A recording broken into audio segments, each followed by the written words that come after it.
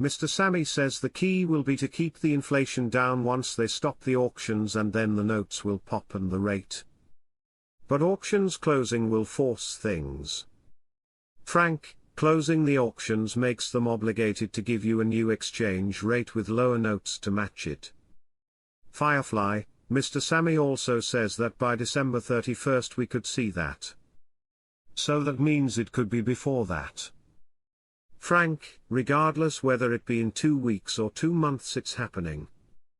It's coming. We need to be ready. Sudani announced that non-oil revenues jumped 14% after being 7%. That's a big jump, everybody. What they're doing right now is they're making money, a lot of money. It looks like showtime is beginning. 100% increase of non-oil revenues is not a small thing, so it's big. Here again you see Iraq is doing what they said they're going to do. Sudani confirmed that non-oil revenues reached 14% after they were 7%, indicating that unemployment decreased from 16.5 to 14.4, and the poverty rate decreased from 23% to 17%. The stopping of the auctions is the biggest clue you could have in your possession right now. That's the bullseye right smack dab in the middle of your forehead. They're going to hit this monetary reform. They're saying that all non-oil revenues have now doubled. We used to have 90% of the budget of just oil revenues. Wow, that's a big change. We needed to have more than oil. Wow. IMF always wanted us to diversify. When I went to the bank I always go to Wells Fargo, in Minnesota. There used to be 4 seats for the waiting area. They have now beefed it up to 24 chairs and put these big screens on the wall for education for older people, is what they told me. Then they made more booths, doubled them, where people sit with a banker. The glass on the booths used to be about 2 feet high, but now it goes up 8 to 9 feet high and soundproofed. It has never been busy, rarely saw people waiting, and they went from 2 ATMs to 5 now. And the people in the teller area seem to have tripled. Marks, I see these changes and I get excited. Iraq announces a jump in its non-oil revenues. Quote, Baghdad Prime Minister Mohammed Shia al-Sudani announced that non-oil revenues jumped to 14% after being 7%. You have the accolades from the IMF, UN, Arab League. What you're seeing is Iraq is ready to go international. That's my opinion. You can decide something different, but that's what we're seeing. They've got the support of the largest entities in the world. Everybody realizes Iraq is about ready to do something and make changes.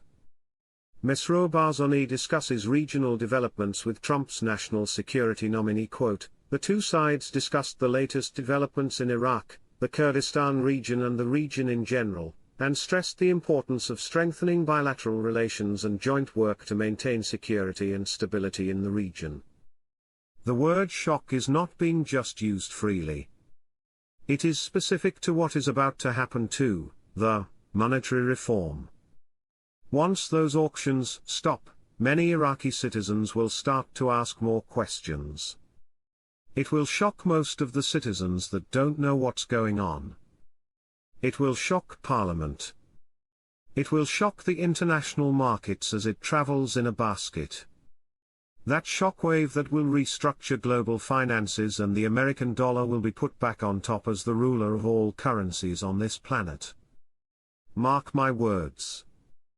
Warning of Iraq's violation of the international will seeking change in the Middle East. This is a terrible translation from Arabic to English. What they are saying is there is a huge movement in the world to have Iraq be the safe, secure, stable leader in the Middle East. And what will they need? A new rate. The international world is pushing Iraq forward. To me this means a new rate sooner rather than later. We are almost there. According to my CBI contact, a new elected US administration is now working with Iraq and has contacted Iraq, and so this is also very good news at this time. We must be patient and let the process play out. The process does not change, only some events along the way to get there. In Dr. Shabibi's plan to reinstate, there is one more step to the de-dollarization process, and that is to get off the sole de facto peg to the US dollar. This step must take place, and soon, very soon. There is no longer a need for it. It's time to bring the Iraqi dinar to the forefront.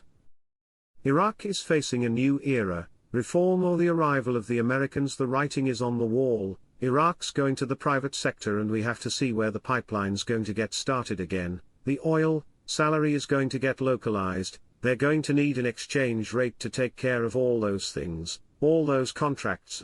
They're going to need a valuation of the country's true effective exchange rate. We're seeing it all right now in real time.